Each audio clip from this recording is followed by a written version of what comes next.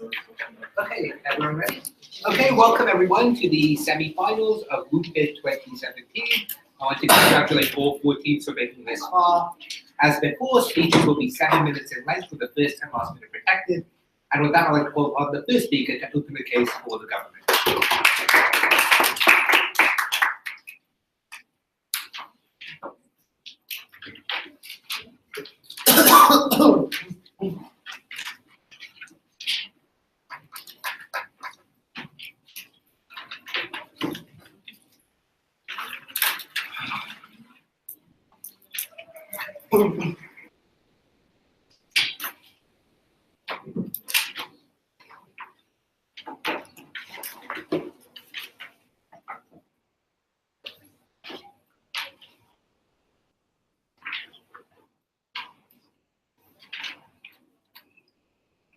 It is an unfortunate truth that politics has and will probably be for the foreseeable future seen as a man's game alone.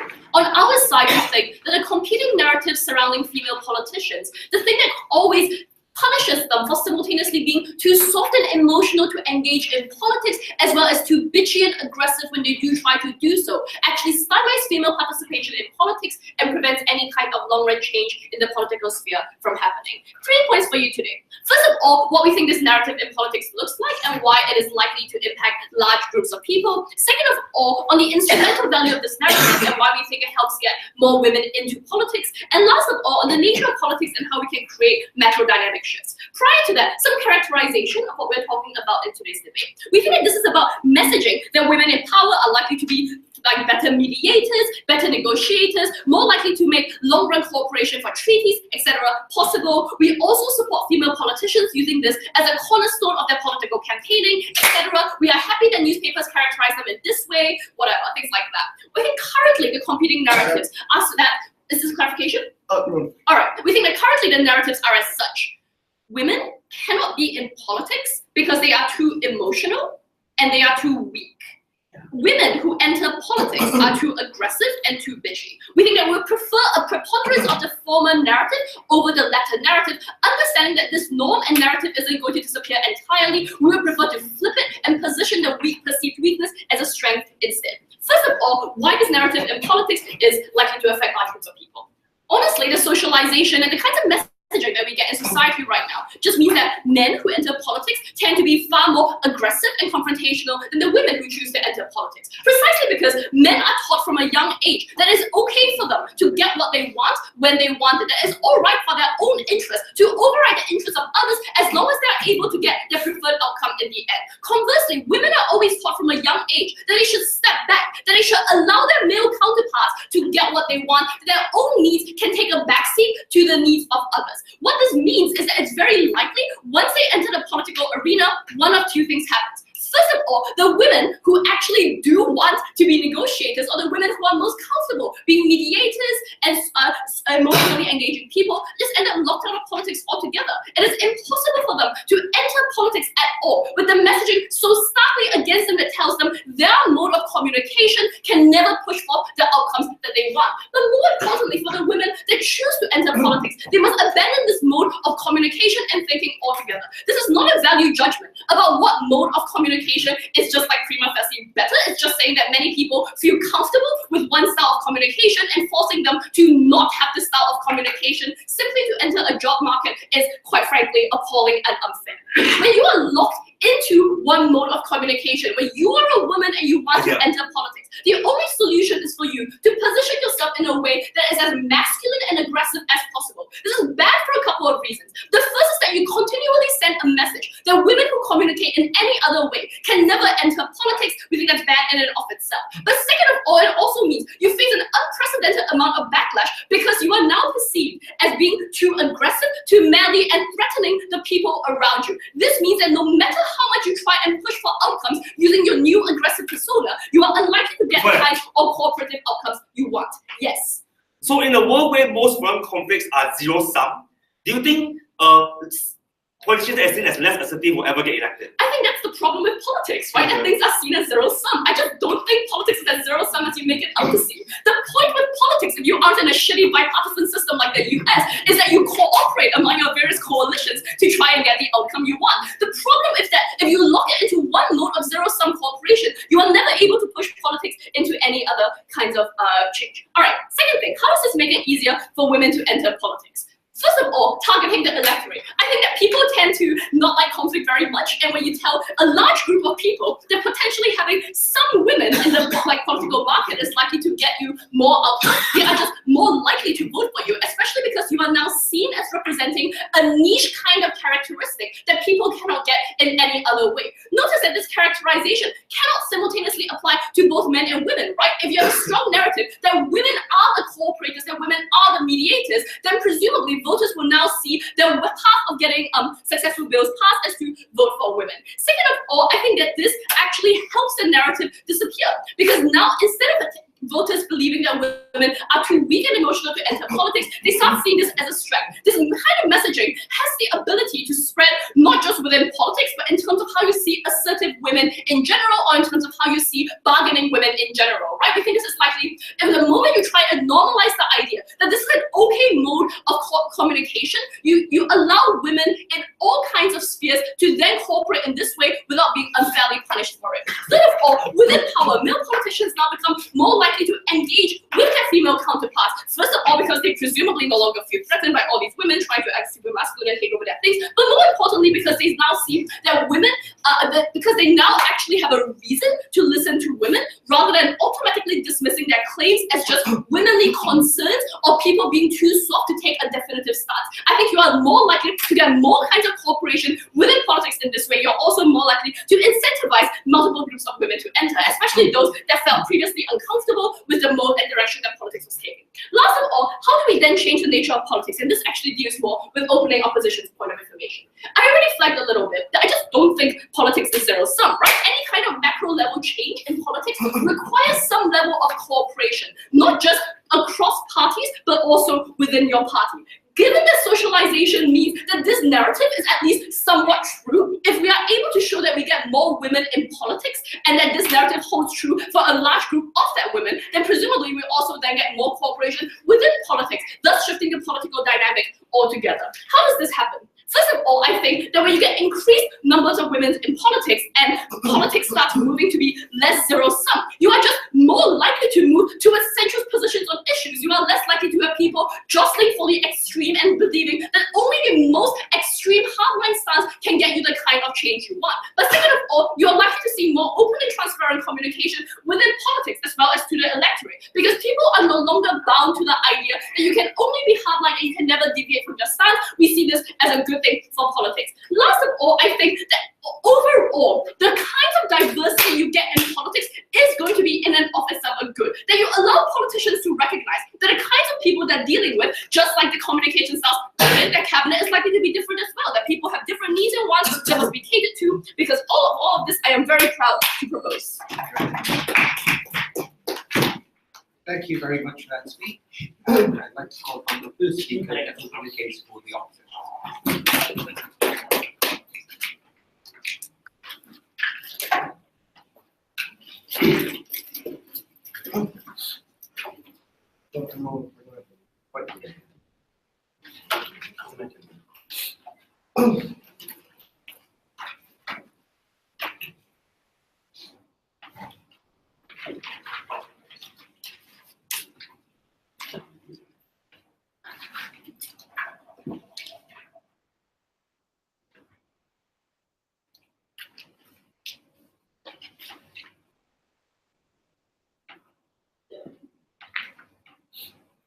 In my speech, I'll do three things. I'll first dispel this idea of social narratives and why a competing social narrative is just as harmful as the existing social narrative. Second, I'll challenge and tell you why is it these existing social narratives, one, it is untrue, and third, what are three harms that will be brought to women and also conflict resolution with this social narrative. So first, with this idea of social narrative.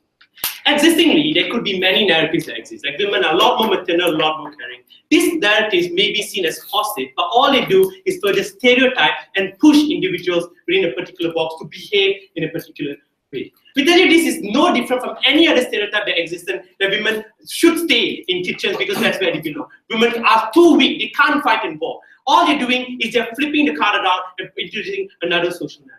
But what is it that side opening opposition would rather? We would rather any and all existing methods to fight and break existing social narratives. For example, if it is true that the Prime Minister says that there are existing social narratives, that women are too weak, would never deal with any confrontation whatsoever. We tell you it's great when you have women leaders like Hillary Clinton saying that if ISIS comes to us, we will take a full-head war to them because this is a challenge that we will not go down to, right? Women are individuals who are joining the army, joining the military, taking on arms, fighting for their country, dispelling all existing that are backdated, archived narratives that women can never fight for a country, are too weak to fight for, right? This is a world that we would prefer. If the idea is that there are existing social narratives, it's not going to create other social narratives because there are harms that would accrue similarly to the existing social narrative, but push first all existing efforts to fight for it. Because the world that side opening opposition we prefer is a world that has no social narratives that are placed upon women, and we prefer the existing we prefer no narratives that are unduly placed on women as compared to men. We prefer everyone be taken as equal to begin with. Sit down. Let's go on to the first extension. Why do you think this is one and untrue?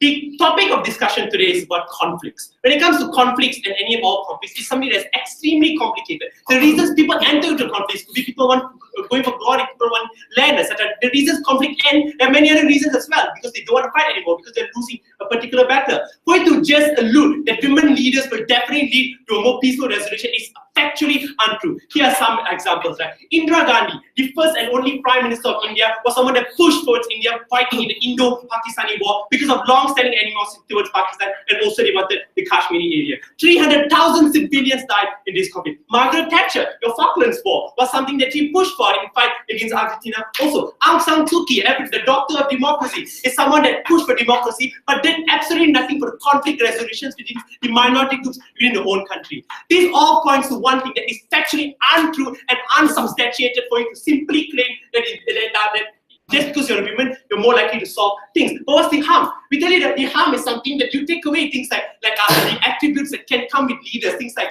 their nature, their individuality, and simply place that all women would be able to solve it. This takes away like prominent males, like Justin Trudeau, someone that pushes for negotiations and cooperations when it comes to indigenous minorities and LGBT individuals, right? So we would rather not have this because it's one that is untrue. But what are the harms that are associated? This engages a lot with what the Prime Minister talked about. First, the expectation that you place on women that they would be able to solve conflict. Because the biggest benefit aside opening government one was more access to women and more women to be incentivized to join politics. Right? It's a disincentive for women to join the moment they know that if they join, there's an undue expectation and place upon them that you will be able to negotiate and solve conflicts. But what's the problem with that? Not all conflicts can achieve peace. For example, your Israel-Palestine conflict has gone for donkey years. Nobody can ever reach a conflict resolution with regards to that. The Kashmir border dispute, right? People are never going to be able to reach a form of peaceful resolution with regards to this because it's something that's just unattainable. But just because you place a woman leader, something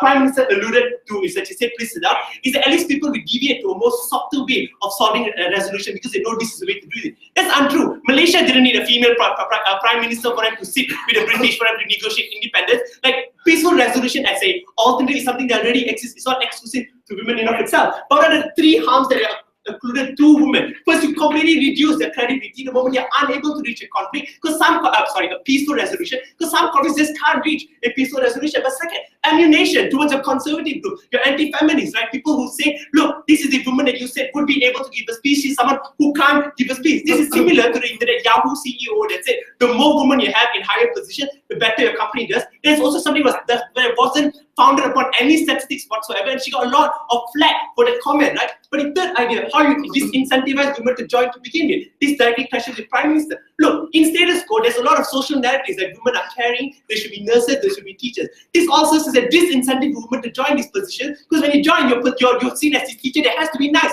You can't take strict measures to scold students and etc. Right? And this is a disincentive that exists. All she said in response to this, women are already blocked out because they must be manly, aggressive enough for them to join. What she does is she flips it. Now women must be soft, and someone who's extremely peace-minded, right? So all she does is she sets a different stereotype. I don't know what's the difference between one stereotype and the other. She just blocks a completely different group of women from accessing this point in time, right? If you want to talk about incentivization, it's a world that's better when you have zero any existing social narratives that fights towards it. Close and go.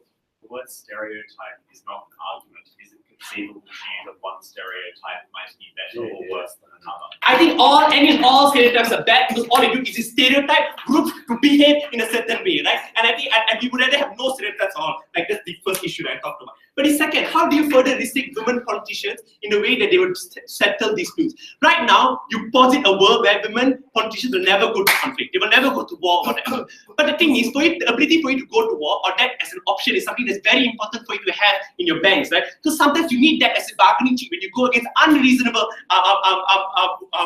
unreasonable opponents, people who don't want to negotiate. So you need to have this. Right now, it's a concession that what if you have to go into a small war for a bigger benefit? Like certain concessions have to be made in terms of conflict, but you can't do any of these things because women are always pushed that they must only fulfill this one stereotype because they are voted in on that stereotype that women will always reach for peaceful measures. That's a harm that they will also accrue. But what is the third harm? It's a stigma of weakness, and this feeds into what Prime Minister talked about. Look, if the narrative is women will always go for peaceful means and they will never go for active conflict, that's a sign of weakness. That we will never push on any active means of resolution. You won't go to war, and etc. You always go for peaceful means. So, and this is the same thing that Khan guy in Pakistan when he's fighting against Indira Gandhi. I will never lose to a woman. I will go to a war against it because that's a weak person to push for. And this is the similar idea that you also perpetuate that the women will say we will never go to war because we are supposed to go for peaceful resolution. Panel, in this debate, if the problem is stereotypes, you would rather have no stereotypes on. All that opening government is doing is further disenfranchising women with regards to peace, conflict, and being in a position of politics and shifting the cards onto another set of women. We're proud of those. Thank you very much for that speech. I'd like to call on the second speaker for the government. Yes, sir.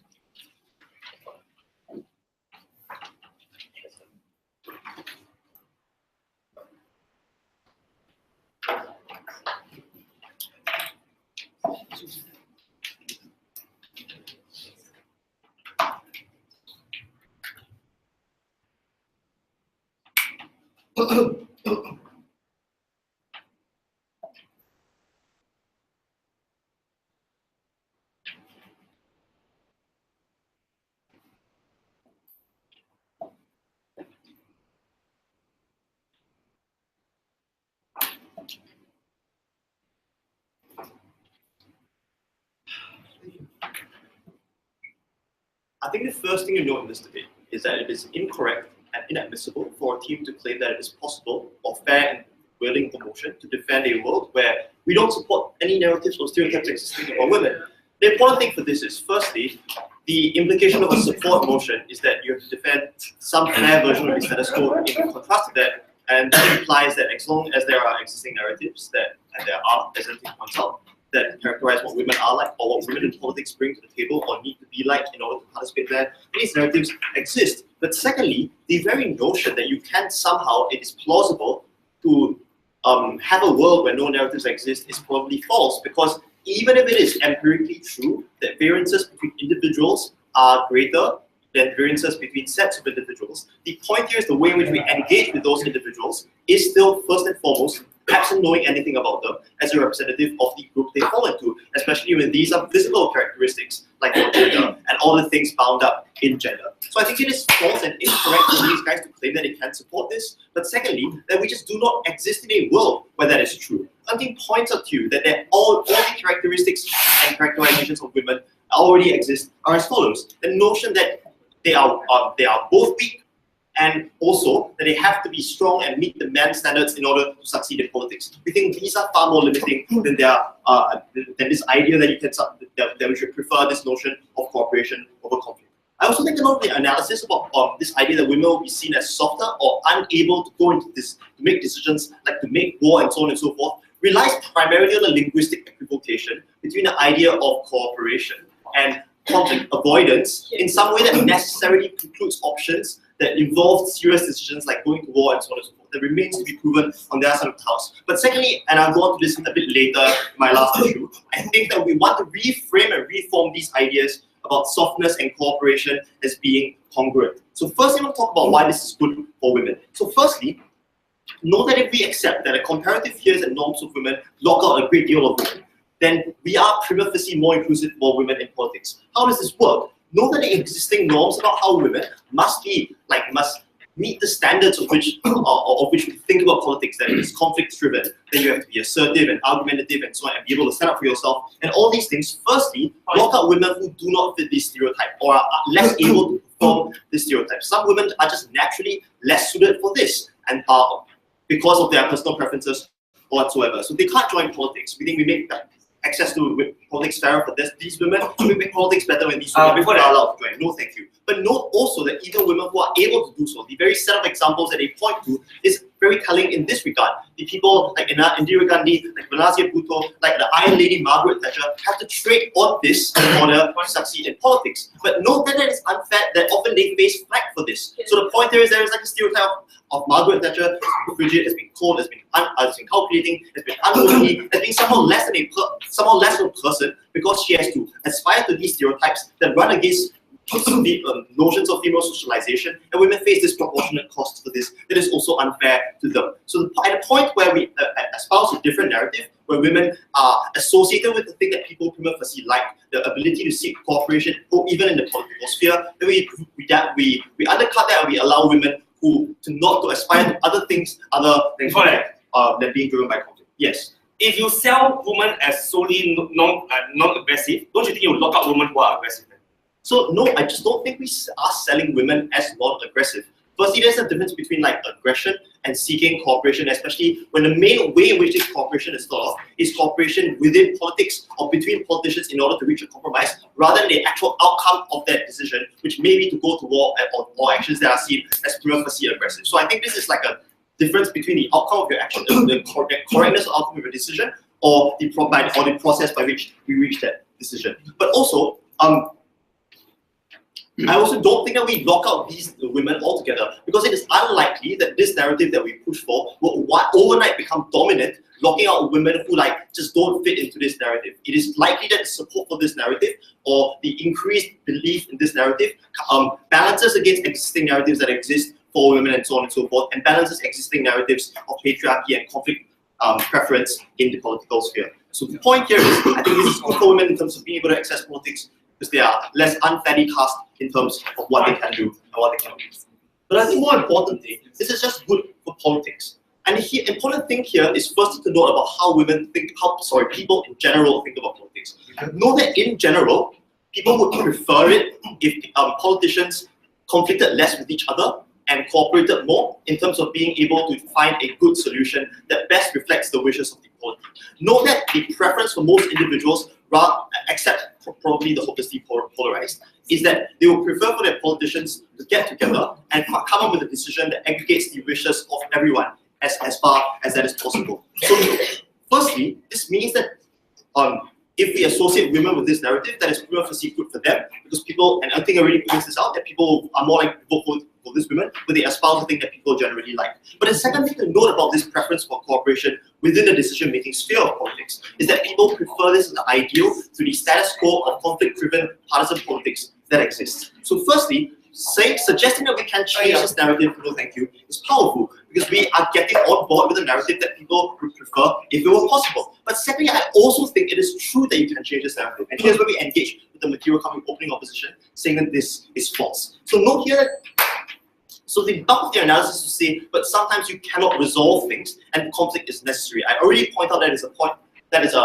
about outcomes rather than the decision-making process. I think also that women do contribute valuable things to making the decision-making process far more cooperative if more women are present. Why is this? Firstly, the way in which women are socialized from young means that far more of them are encouraged to seek consensus and build bridges and coalitions and solutions between different members, and whereas men are socialized from young to often be entitled, follow their own desires, their ego, and seek power and dominance between each other. This means that when politics is a male-only sphere, or we think of politics as a male-only sphere, those outcomes are far more likely to occur. Secondly, existing male power dynamics, independent of socialization, but true of the actual world, are just that men are rewarded for doing that sort of conflict-driven a one-upsmanship thing within the political sphere, and women are not. So the increased presence of more women, which also by logical corollary means the presence of less men, means that they will be able to mediate that, because not all of these people are dominated by the same mindset. But finally, in terms of a more diverse political sphere where we have more women, the increased number of different perspectives there probably builds more understanding and creates more potential for cooperation in the political sphere. It is true that this leads to more cooperation in politics. That is a good thing that reframes politics in a positive fashion, and this leads to a greater ability for more people of different genders to enter politics. We're very proud to propose. Thank you very much for that speech. I'd like to call on the second speaker for the opposition.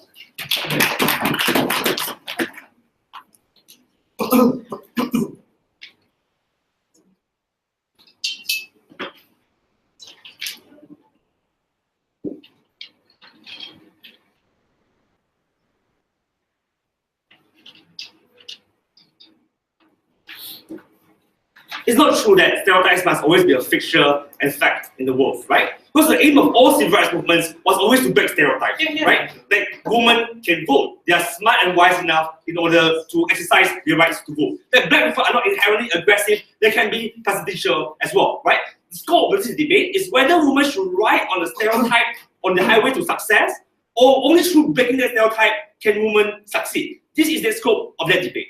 Firstly, does stereotype exist, and is this stereotype good, right? Maybe, right? Maybe that women are already seen as less aggressive and more conciliatory. This is because of thousands, maybe hundreds of years of indoctrination, right? So that stereotype has always existed.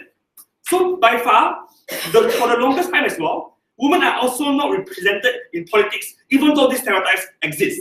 This shows that that stereotype does not help women at the voting box, right? And I'll tell you reasons why voters would not prefer a politician who is seen as being personally opposed to taking certain measures in order to achieve their ends. Right? So that shows the niche of capitalizing on peace and reconciliation does not work. Why? Because these politicians, they are seen as handicapped, as politicians who are personally opposed to taking certain actions. And I will note to you that even if you want to broker peace, the threat of violence is also something that you must always exist at the background. It must always be a real possibility for it to ever work. Right? What happens in their world? They want to lock women politicians into a small niche where they compete. But they are blind to the fact that men has also been dominating that niche as well, right? You have peaceful men, and you have war-mongering men, and all those men have a lot of prominence in the world right now. So peaceful men, you have people like Nelson Mandela, you have people like Gandhi, you have people like Martin Luther King, right? So even if you only want to compete on the basis of peace alone, that niche is already taken. But why would you definitely lose when you sell yourself as only a one niche candidate, a one-trick pony? Because as opposed to male candidates whom they can see, you can either be a Churchill or you can be a Gandhi, and therefore you can be both. They can see women as only being inclined to one side in particular. That's how you lose any sense of like leverage whatsoever to be judged based on your merits, because you show that you're only a one-trick pony, or you are both predisposed to become a one-trick pony. We tell you the only way women can hope to achieve the same votability as men is to show that they can be the same as men in terms of aggression, the same as men in terms of reconciliation, and the only thing you should judge them by is by the CV and the merits of things that they have done before. And we think we have made some progress in this regard in the past, right? You have Indira Gandhi, who went to war against Pakistan. You have Margaret Thatcher, right, who went to war against Argentina. You have Aung San Suu Kyi, who took a hard stance like breaking all previous stereotypes to show that the only thing you should vote on, like you should differentiate a man from woman candidate is the merits in particular. What OG does is to regress all these progress and lock them back in the niche where they are seen as weak, they are seen as unemployable, they are seen as a one-trick pony. Secondly, in which world do we lock out less females, right? It is true that females are not inclined to act in a certain way or the other. It depends on a lot of things. Your upbringing, right? Your personality. So we say they are aggressive females, they are non-aggressive females. The main claim from side government is that women who are less assertive will be locked out of the current regime where male traits are seen as favorable.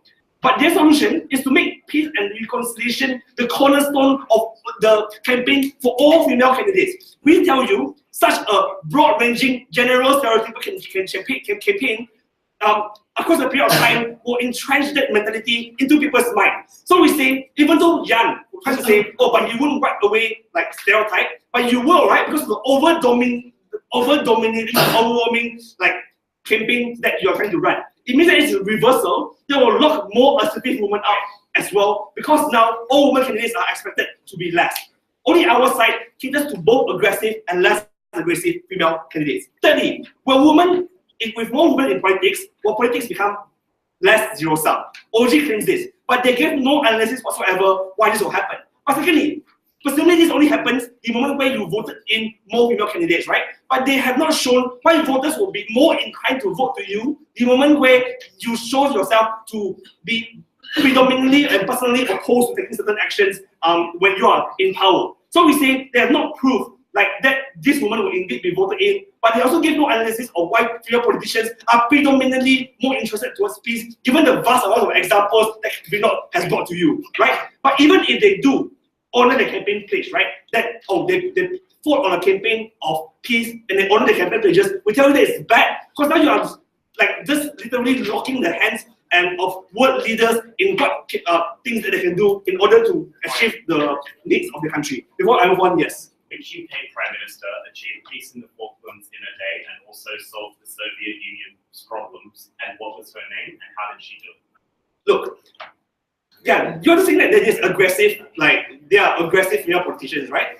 But that's why it's breaking stereotypes, and that's what we want. Like, I don't get that. So, look, my point. Why exactly do you harm female politicians in the eyes of voters, right? Government assume that all voters want peace and reconciliation. But most international conflicts are zero-sum because of the interest at stake. You can't split Jerusalem into half and say Palestine will take one half, Israel will take one half as their capital, right? You can't split the Spanish islands and say let's give China half and let's give Philippines the other half.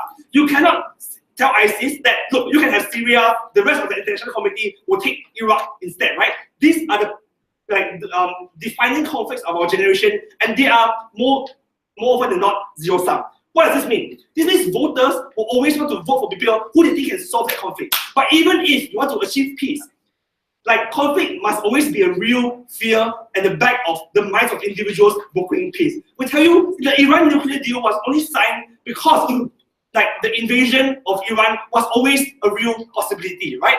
The only reason that Palestine and Israelites they come together into a consensus was because violence was a real possibility. The moment where you have a leader in place, this shows that they are like personally opposed towards violence. That is when the threat becomes less. They'll have less incentive to negotiate with you because you are seen as opposed to those kind of means. But secondly, how this will also harm women throughout society. Look, politics influence society, right? But this means that you're only selling the idea that women are like expected to take a back seat. Women are supposed to compromise all their lives. What does this mean? Especially in business, where zero-sum is a priority, where either human dominates or live dominates. The moment where you sell the idea that women are predominantly less conflict-seeking, you're harming the employability, especially in businesses, which values dominance over other competitors. In all those regards, we tell you, the attempt to help women only harm women in the long run, and for this reason, we are very proud to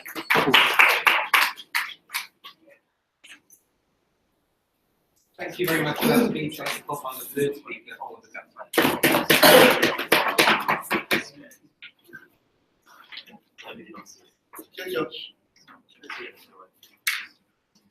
Well, I couldn't bring myself to say her name in my POI, but obviously we are going to be defending Margaret Thatcher in this speech, and I regret this is on live stream. So, two brief observations about the opening half. The first thing to say is essentially, as Jan knows, this site cannot fiat that there will be no stereotypes. They have to deal with some kind of interaction between the two at the point where a new stereotype enters into that market. There'll be one part of our extension. This opening government did not analyze at all how women will interact with both of those particular narratives and why this makes this a uniquely malleable narrative that women are able to then pick and choose from different narratives from in ways that mean all of this analysis about stereotypes where they just like force you onto one particular area cannot stand in this debate for the reason that you have uniquely more control when you have two stereotypes. The second thing to say is the rest of the analysis that we hear from this opening opposition team is that best analysis suggests that conflict resolutions are hard. Like, well done. Sometimes women will be unsuccessful at doing these. Sometimes men will be unsuccessful at doing these. It's deeply unclear what in particular the harm of that is, because I think people are able to work out that there are often complex geopolitical forces, and those things can be explained. For example, Hillary Clinton, while she was Secretary of State, can say things like, oh, you know, it's fucking Putin. He's being a huge dickhead all the time. He's impossible to negotiate with because he's just like wanking around all the time with his big masculine ego. Those things are very easy to explain, and it's deeply unclear why anything follows from any of the analysis that we've heard from either of those speakers. So first point of extension then, why this is a uniquely Malaya stereotype. I think Jan sort of points to this sort of two places in his speech, but the analysis that he has is that he just says the outcome is different from the process in the way that people perceive those things, but does not provide any reasons for that. It's just an assertion that linguistics exists. We're going to provide 4 reasons for that. The first thing to say is there is inherent vagueness in this norm, because unlike the idea that women are aggressive in those instances, which has been around for centuries, that is the result of years and years of female oppression in order to keep them down. This is a uniquely new narrative that is entering into the market. The idea of negotiation is not something that people engage with regularly, largely because it occurs behind closed doors at the highest level of politics, which means that individual women then who seek to use that narrative have comparatively more control over their capacity to then say, this is what a negotiation process looks like, this is what conflict resolution processes look like. Importantly though, that also interacts with ideas of aggression in important ways, because women are now expected at the point where this new social narrative enters into the market to aspire to both of those things at the same time. And to the extent there are constitutive parts of each of those narratives, they are able to pick and choose which of those they need to operate within their political agenda. And as a result, to the extent that both of those things exist, and even if it is the case women are punished for not applying to either particular norm, the fact that they're able to play into a broader market of the ways in which they might politically center themselves is much, much better for their freedom in how they do those things, which means that if this side thinks that stereotypes are oppressive, this is absolutely the best form of stereotype that we can have in this debate, so we support it. But what is it about the nature of negotiation in particular that means that women are able to do this? The first thing to say is that it largely operates behind closed doors. All of the information that largely happens in the political arena is largely confidential, and to the extent that in general, the general public does not have access to that information, it's deeply unclear how women are able to be punished in the ways that opening opposition wants to work to, because that would involve politicians breaching confidentiality laws. They'd likely be impeached. But also, it's super, super embarrassing when these men get out negotiated by these women, so they're unlikely then to say, this woman was aggressive at the negotiating table. That's why when Thatcher spat all over Haig when they wanted to go into the Falklands, we didn't find out for that until Haig was stepped down as Secretary of State,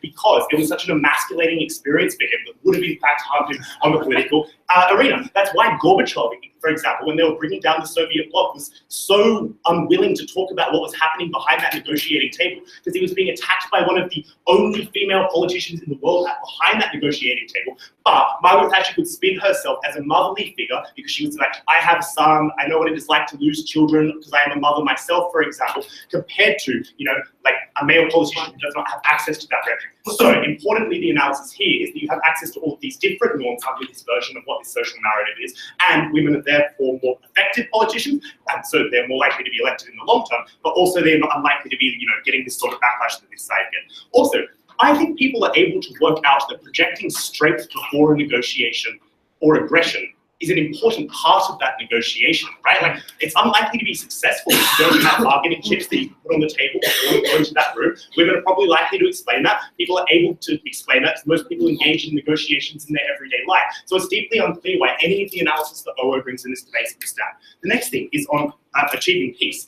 I think women can also explain all of the things that OO did. Sometimes we need to go to war in order to achieve peace. That is the way in which Hillary Clinton justified going in against ISIS. It was to create peace in the Middle East and stop these people from bombing our homes. Importantly then, the equivocation of those words is very, very important in the way that the public is likely to internalize discourse, for the reason that they're very responsive to narratives that say that they are being protected, that they are being absolved of conflict, and importantly, to the extent they often have mothers and have very close relations to them, they feel protected by those mothers, they're likely to resonate to those things quite importantly. That's why Margaret Thatcher was able to get such enormous support for the Falkland Law. Or even though that happened about 3 days before, and then the public found out afterwards, and everyone was like, okay, I guess we'll be colonial again, but we'll cop it because it's Maggie Thatcher. Second argument in the speech then is why there is important this changes political engagement between women in ways that are incredibly beneficial. But first I'll take closing. To the extent you've considered that these narratives are vague in itself, why is it that Margaret Thatcher can access this narrative even if, according to you, it doesn't quite exist yet? Well, she can't, she's dead now. But the idea is that there was things that comprise various parts of this narrative that she created for herself and was able to play against aggressive norms. That's the analysis. This is something like that narrative. And the average reasonable person probably realizes that examples aren't just arguments, they're examples of what is happening. So, first, I think the only way that women can get ahead in politics at the moment is by shutting other women down. However mistakes the way in which this initiative occurs. The reason for that is because they are, as OG notes, competing for relatively limited spaces. But those are spaces that will happen in electorates where, there are very few electorates where women are likely to be elected. Those tend to be more progressive elections. That's where they're pre-selected into those particular positions. So they have active incentives to shut down other female politicians on the basis of the norms that OG wants to talk about. That they are too aggressive, that they are too whingy, that they are not going to talk about anything other than women's issues. But this policy allows for them to compete against men because the entire set of women now operates on a different niche. So the way in which they're likely to operate in politics with each other is different, because now when you're shutting down other women aggressively, you are unable to appeal to this new beneficial narrative, which means that you're less likely to be elected in the long term. So we think that's quite important in this debate, to the extent that when young girls are seeing what the only female politicians they know actively shitting on each other on TV, we think they're going to think that, well, the only other people who empathize with my position are also assholes, so I'm not going to enter politics anyway. And that is what causes the narratives that OO wanted to, harp on about as being terrible in this debate. And that's why I think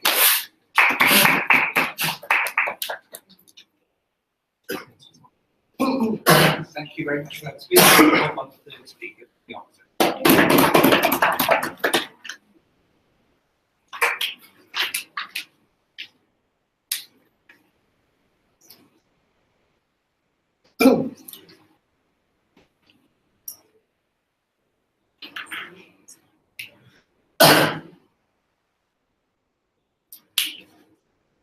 All right, we begin.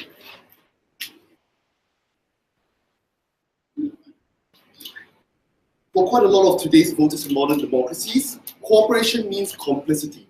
You're expected not to rock the boat, you're expected to support kingmaker dynasties, you're expected to accept capitalist reality. That is what cooperation looks like. What we'll posit today on closing opposition uniquely is that cooperation is not a good way to enter politics, given how voters today are increasingly agitating for change and how women want to position themselves. They should embrace, if need be, the tactic of being change makers, which does involve conflict at some places. We agree with opening opposition that a world without stereotypes is desirable, but if you do need some tactical realignment, it is better to be change makers in this regard. 3 extensions first, before I deal with the MG arguments. 1, why do women enter politics without the need for narrative, therefore obviating the need for their policy? Number 2, why is it that women voters today are wanting more change? And thirdly, even if women get into politics, why does that outcome hurt other women down the road, giving new impacts for Malaya? Now, firstly, dealing with member government very quickly. He advances a few arguments, the rest are interwoven. Number 1, that this is a very malleable stereotype, that women can change their stereotypes easily because negotiation requires some degree of fluidity. But bear in mind, Mr. Speaker, negotiation is not carried out in a vacuum. Opening government already admits that there's a dominance of certain deeply held beliefs, like the free market being a capitalistic model that all parties on the GovOp should adhere to. So it's very hard for them to pick and choose easily. At the point, the narrative is we enter for cooperation, which limits their ability to call out existing power structures. The second argument that we get from closing is that people don't talk about negotiations in public because to lose is embarrassing, and we want more transparency over the negotiating process. Bear in mind that if you lose a negotiation like Theresa May recently did with Brexit, the outcomes are still bad. If you enter on a narrative of cooperation and consensus building, and you still don't get a good deal for your country, you'll be seen as soft. In fact, we will posit later on that the tide seems to be turning towards celebrating assertiveness, even if you lose, as a desirable trait in our modern voters, explaining Trump and Malcolm Turnbull. Now, the third argument that we get from closing government is that people respond better to protection narratives, and therefore, because they love their moms, they'll elect people who sound like their moms. But I'm not sure how impactful this is relative to the rest of the round. But at the point you want to compete with being a protector narrative, you're up against a powerful man who established long-held dynasties and track records of them ruling, like the Kennedys, which we don't think you are able to fight against. That's the problem. 3 extensions. Number 1, why are women entering politics now? Not because they cooperate, but because they make change and embrace conflict if need be. Examples: Tulsi Gabbard, who has captured the imagination of the Bernie wing of the USA, or Jacinda Ardern, who had the cheek to call Trump out for being a man with small hands when he showed disrespect to her in the negotiation process. Why is this happening? A few structural reasons. Why do women not need a narrative to lift them up? Few things. Number 1, they are able to leverage their outsider status precisely because they're the underdogs, precisely because they're not part of the system. They feel no urge to need to collaborate with the system. Secondly, because of increased education and the status of women, over time people, through repeated media interactions, are getting more accustomed to the idea that women can be and are being assertive, even in places like Africa, like Ellen Johnson's Sirleaf, taking power in Liberia 10 years before this fact. Thirdly, the acceleration of social media, the telling of more women's stories, like the #MeToo campaign, means it's more of a celebration of women who break the silence and who stick out. This defeats the CG argument that we need to compete with men directly. We will argue the premise is wrong. Women are getting a better and better leg up in politics, which doesn't entail them needing to give in to cooperative narratives. The second extension, therefore, is breaking the premise on opening government that people vote for you because they want cooperation and peace. In fact, we will posit that increasingly we're seeing the stance towards the opposite, that people are now voting for you because they don't cooperate, because they upend the system. Over the entire world, we're seeing a wave of disenchantment with old boy politics. US, UK, Germany, France, Bangladesh, etc. That even moderates who are not extreme on both ends of the polarization scale are seeing a gradual embracement of socialism or wanting an alternative to two-party states. At the point where you have cooperation as a platform, you'll be outshone by the established men, which means that you either fall with them if you get voted out of power because you offer more of the same, or if you do enter politics, you enter as their perceived subordinate, even if you're actually not. But the bigger harm about all this, sorry about that, is the idea that we are now associating aggressive male traits with the ability to break the system and to reform. It is particularly harmful when if women adopt the narrative that we want to cooperate with the system, and men fill in the space and say we want to break the system and bring change, and if that association is made between gender, that is particularly harmful. We need instead to associate women's ability to reform with that of getting them into power. And if OG is correct, that politics is dominated by men and power structures, we think that women need to play a unique role as a countervailing force, because there's no shortage of men who are already representatives of the system. Right. So this entire thing about women being assertive essentially means women have to constantly change themselves and reshape themselves to fit into existing patriarchal notions of what politics should be. Why not instead force politics to change and break this norm that politics indeed means aggression and zero-sumness? I will tackle the last part about forcing politics to change in my last extension, which directly rebuts that. But we will point out firstly that just because women have to be more assertive doesn't mean they're being forced to fit a certain role if that assertion is leading to them undermining larger power structures which have hitherto been held up because people are complicit in enabling their rights. Third extension, that of why if women enter politics, they may not necessarily result in better outcomes in helping other women. The other argument coming from CG is that women can get to power by being conciliatory, build their credibility, and then change their politics like Thatcher does. But we will posit that this kind of narrative reduces the incentive of women to break from the system, because the narrative that women are prone to cooperation interacts with other harmful narratives of weakness that are meant to take the backseat. A thought experiment is this: if the narrative existed, there would be less people like Lisa Murkowski who dare to stand up against the Republican consensus of their party. At the point where a woman's legacy is tied to her ability to collaborate, the likelihood that she'll break from established wisdom to argue for affirmative action in Singapore, for example, is very low. So even if we get the argument of OG that men will listen to you more now, it's precisely because you are not a threat. Even in the very best case where more women do enter politics and they collaborate and they're successful in ingratiating themselves in the system, they won't be entrusted with a lot of portfolios that need a lot of assertiveness, such as defense, foreign policy, or negotiating trade deals. This is where we complete the argument started in Leroy that women will forever play second fiddle in this self-fulfilling prophecy which doesn't destroy a narrative. What we are happy to do is for women to stand out, to be the leaders beyond other sectors, not just in politics, but anywhere with leadership, where we can look at the women who are proudly speaking out against cooperation if need be, to embrace change, to be listened to because they have a high electoral mandate, because they have sheer force of personality. All these are more powerful visions for the way forward. We instead proudly imposing our position.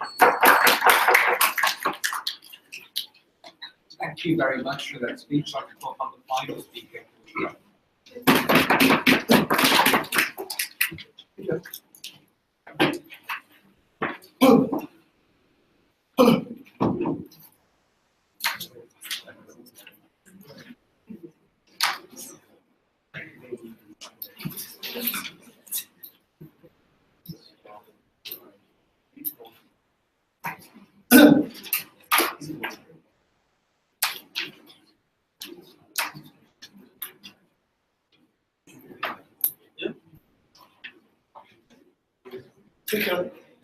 Every team in this debate has given you a different conception of how this narrative is going to play out and how women are going to be perceived as a result. We're the only team in this debate that has given you structural reasons as to why our conception of that narrative is likely to happen. Because we told you that women are able to use this flexibly. Because we told you that this now made it sure that women acted together and not competing, rather than competing against each other. That is why we win the debate. 3 parts of this speech. Firstly, in engaging with closing opposition's extension, then defending our own, then finally engaging with opening opposition. With the claims from closing opposition. The first main thrust we get is that people want radical change, and cooperation and conflict reduction runs counter to that. The first response to this is that it seems pretty silly to base an extension on a political trend that's lasted for 18 months. Just because Trump and Corbyn have been around for 2 years does not mean that that is going to be the political norm 5 years or 10 years into the future. We would in fact posit that it's very likely that people will respond and the political cycle will swing back against that. The reaction will likely return to moderation. The reaction will likely be against polarization and in favor of getting things done, particularly when people like Trump and people like Corbyn have failed in the positions of power they've achieved. And that means that people are unlikely to stand by that narrative. That is going to shift. But the second thing to say is that even to the extent that people do want radical action, and to the extent they want radical change, that is the radical action they want is an end to polarization. It is generally about getting things done. The fact is, people voted for Trump, yes, in a radical sense, but not because he wasn't going to work with anyone else, not because he was going to ignore everyone and engage in further gridlock. They put Trump in Washington because they wanted to end the gridlock. They put Trump in Washington because they believed he could get deals done that were better for the American people. And to the extent that resolving conflict and getting cooperation can be through aggression, like Trump has done, we think our narrative allows women to adopt that because our narrative is more flexible, because our narrative is more valuable. They can adopt what Trump has done and say, I will go to Washington in an aggressive way, no thank you, to end that gridlock and get cooperation. Cooperation is the necessary remedy to getting that action, to ending that gridlock. That is clear from what Trump has done and so on. But the third thing to note is that even if none of this is true, radical progress of the kind this team talks about, specific to women, which is probably a particularly important concern in this debate, depends on the extension we brought you, depends on being able to be oppositional to men, depends on being able to engage with other women and cooperate with those other women. Because the niche that you now build, the market that you now have, is that you cooperate with those other women against men, that is, men and women are specifically different in the way they approach politics, and rather than tearing each other down like I told you they do at the moment, those women are likely to cooperate with each other. Radical progress for women is more likely when those women cooperate with one another, as we told you in our extension. To the extent this team talked about radical change,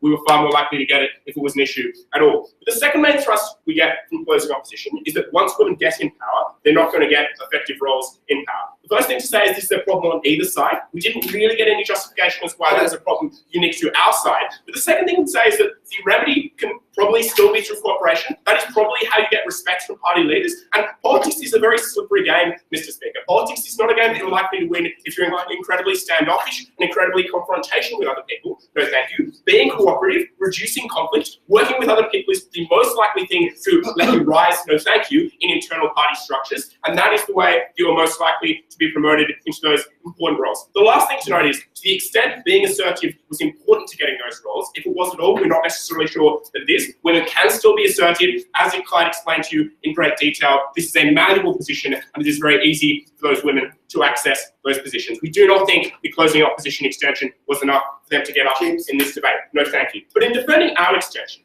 the assertion that we get in response is that people will see women being aggressive in negotiation. It won't happen behind closed doors, and that will undermine the narrative. No, we think it can be kept behind closed doors. See how Thatcher and Gorbachev spent a whole decade negotiating with each other behind closed doors, with much of those negotiations only happening much later. That is an empirical reason why it is unlikely people are going to be able to see that. But even if people see aggression, as we told you in detail, the response of ordinary voters is not going to be to say that that woman is not conforming to the social narrative. That is still very much reconcilable with perceptions of conflict resolution. Achieving peace through strength is one of the core tenets of Margaret Thatcher's response to the Falkland Islands. That is one of the most significant benefits that many female politicians can claim. And projecting that strength and being assertive is often incredibly important in achieving those benefits and achieving that cooperation. Note finally that the responses we got to our extension did not apply at all to the second prong of our extension. We heard nothing about engagement between women. We heard nothing about the new niche that we create that would ensure that women are more likely to cooperate each other and be oppositional to men. We'd love to hear something very late on from the closing whip speaker. We think that they didn't do enough to diffuse our extension. I'll go on to our, but firstly I'll take a bit away. So in status quo, there's no existing social narrative for men. They can choose to deal with things with reduce conflict or increase conflict. Why does your side only handicap women to a particular form of narrative? Why are you joking? Your POI began with, there is no prevailing social narrative for women in politics. Like, what? There is, obviously. It's a sexist social narrative. Sexism is real. Patriarchy is real. That is the alternative you have to defend. You did not defend it effectively. You are not going to win this debate. So, final part of this speech, engaging with opening opposition. The claim we get is that this narrative stereotypes women and forces particular behaviour. What we told you in extension is that the stereotype is going to exist regardless. You cannot fiat a world where you don't have sexism. You cannot fiat a world where there is no stereotypical narrative, especially when the topic very clearly presumes the stereotypical narrative is going to exist on either side. To a certain extent, we have to compare different stereotypes and say that maybe one stereotype is better than the other, as Clyde highlighted in his POI. The malleable stereotype we give you, the one that is flexible, the one that we offer, that allows women to mould the way they engage with the world and engage with politics, is always going to be a better stereotype than one that is rigid and tells women specifically how to behave, where they have to conform with the way men behave, where they have to behave in aggressive, assertive ways as they do at the moment. Finally, though, importantly, this analysis knocks out, regarding the malleable nature of this stereotype, also knocks out opening opposition's claim that women are only going to be perceived as one-trick ponies, at the point that some women might talk about history strength and other women might talk about being particularly cooperational, at the point that that behaviour by women can be multifaceted and very divergent. You don't see women as one-trick ponies, and that was not relevant. All of that means that to the extent the opening opposition had to compare alternative stereotypes, we gave you a stereotype that empowered women to be flexible in their behaviour. That knocked them out of the debate, and that meant that they lost it pretty much from the start. Speaker, we think that women, when they're able to project this narrative, it is a narrative that's going to be particularly malleable. We gave you reasons for that our opening government did not bring to you, and we told you why our conception was the most likely. This is going to allow women to behave in different ways that they want to, in ways that will be effective for different women. It is more malleable, and it is far more likely to cast those women oppositionally to men, and mean that those women are more able to cooperate with one another and advance the cause of female politicians so proud to propose. Thank you very much for that speech. I call on the final speaker.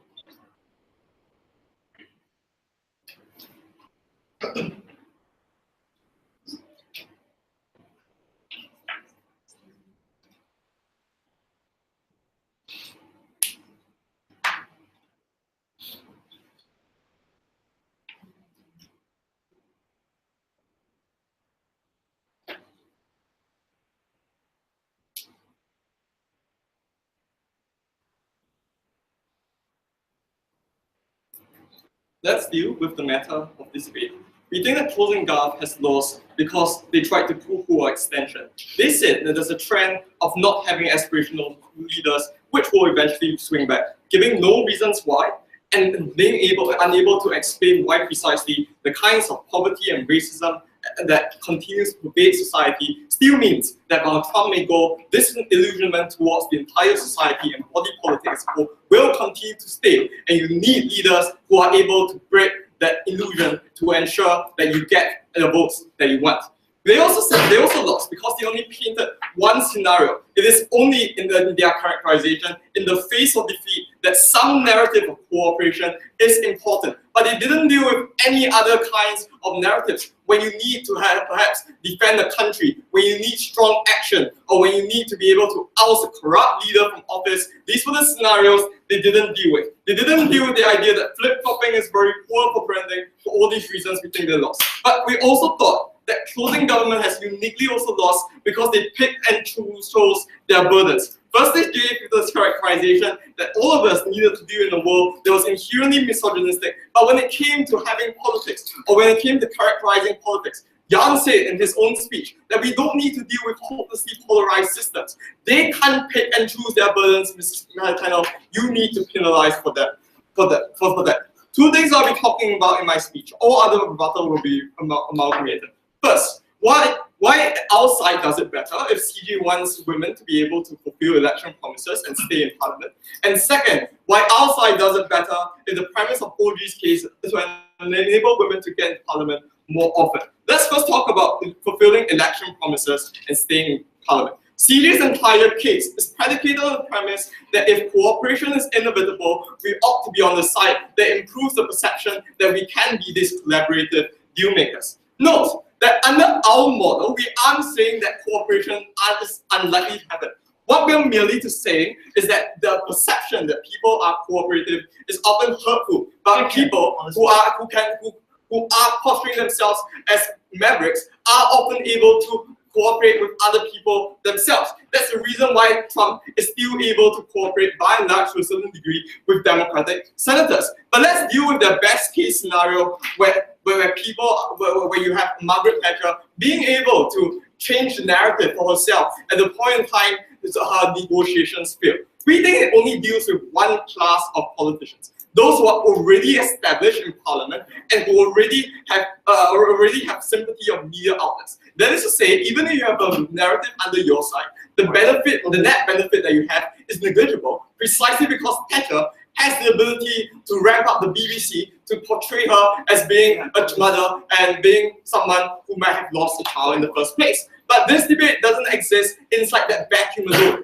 Lucas told you it's also about getting into entry-level positions. And when people like Lisa Murkowski lost the African GOP primaries, but are still able to win despite disadvantages as a right-wing candidate, it is precisely because she could advocate herself as being an independent person who was not part of the GOP establishment under your side. Conversely, playing the narrative that you are a cooperative person is more likely than not going to attract the consternation, not just from Steve Bannon of Breitbart, but also your New York Times, and you'll be branded as more of the same. Your ability to enter parliament in that particular instance is hurt. But secondly, we say that even if CG's narrative is true, and even if they're best and taking their best case scenario, we think it's more palatable if you are at least able to posture yourself in an aggressive and maverickal fashion. We firstly think there's linked to that even losing is not a loss in itself, because you're merely linked as someone who is passionate in that particular regard. We also say, secondly, that change makers necessarily involve conflict, and that was something that was uniquely brought to you in Lucas, that when Obamacare was able to be negotiated by people who saw politics as a zero-sum game, because ultimately there will still be a spirit of compromise in the end. But never once did they talk about our model, that the kinds of women who will enter politics under their side will never be entrusted with the uniquely important things that affect women on the ground. The fact that Lucas said that the fear that these people might be less cooperative means that party leaders are less likely to entrust these women in top positions of power. Why is that harmful? First, you'll be totally precluded, a woman will be totally precluded from the highest positions of power at the point in time they will never become the PM because nobody expects them to negotiate deals. Secondly, Democrats will never have a female equivalent of Rob Mueller to investigate male senators for sexual harassment. This increases the chilling effect for potential women to want to enter politics in the first place. Yeah. So I think that on balance, outliers aside, people generally prefer people who create effective outcomes via cooperation cutting through gridlock. But most importantly, women are far less good at appearing assertive or iconoclastic in the way that someone like Bernie or Corbyn is. These people be laughed off. Precisely that you need to appear yourself as assertive in order to be able to get into the top positions of power. Susan Collins didn't become your PPP negotiator only because she was collaborative. The fact was that she was constantly aggressively posturing US positions in power. Maybe the counterfactual is that more people will lose out, more women will lose out in being able to get these positions, and a lot of them will step down the way. But we say it's uniquely important that we get more Susan Collins precisely because they'll be able to affect your international agreements that affect impoverished nations on the ground. Susan Collins was able to force Myanmar to abolish child labor standards and to ensure that Malaysia had fair and equal unions when he negotiated the labor portions of the treaty, because that was the only way to advance women positions under their side. But if it doesn't happen, at that point in time, no one wants to allocate them to these positions of power. Then these women interests are not being allocated. Why is this particularly important? Because we say in developed countries, perhaps there will be always some progressive in male positions of power who can protect women. But we say that international agreements are probably the only way to advance the interests of developing countries on the ground, because these are the ones who are often in developing patriarchal societies that tend to mistreat women, and the fact that they are patriarchal often means that you can't get these change through democratic processes. The next best thing we can do is to ensure that you get you negotiate yourself to be able to advance the plight of these women on the ground. That's something that Bench has uniquely not dealt with, and that's why closing opposition will be going to the finals.